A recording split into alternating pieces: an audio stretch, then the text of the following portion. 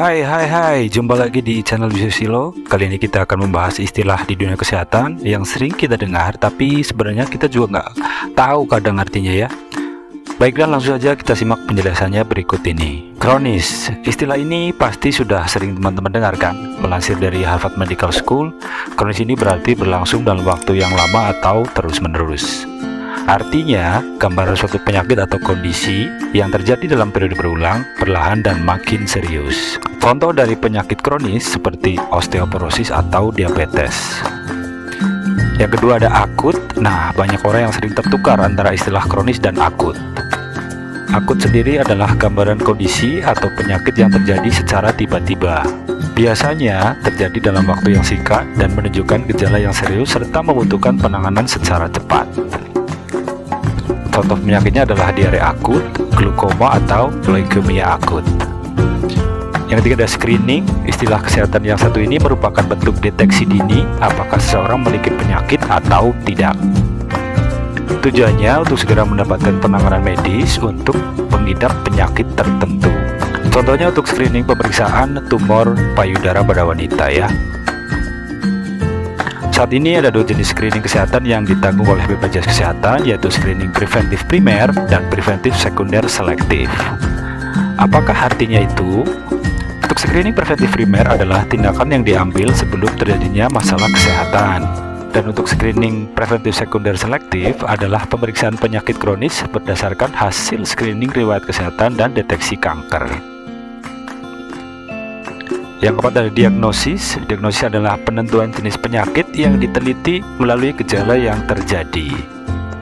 Kata ini sering digunakan dokter ketika melakukan pemeriksaan kesehatan seseorang. Setelah diagnosis diperoleh, biasanya dokter akan melakukan prognosis.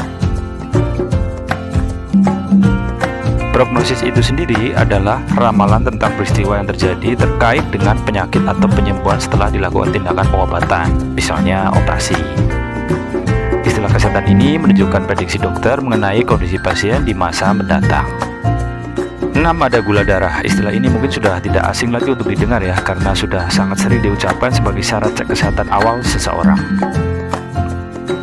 Di dalam ilmu medis, gula darah merupakan keberadaan gula atau zat glukosa dalam darah. Kadar gula dalam darah yang tinggi atau rendah dalam tubuh bisa memberikan dampak negatif. Salah satu penyakit yang berhubungan dengan gula darah adalah diabetes. Kadar gula darah dalam tubuh seseorang berbeda-beda sesuai dengan aktivitas yang dilakukan. Misalnya, gula darah normal sebelum makan adalah sekitar 70-130 mg desiliter. 2 jam setelah makan menjadi kurang dari 180 mg desiliter. Sedangkan menjelang tidur berkisar antara 100 sampai dengan 140 mg desiliter. Yang ketujuh adalah alergen.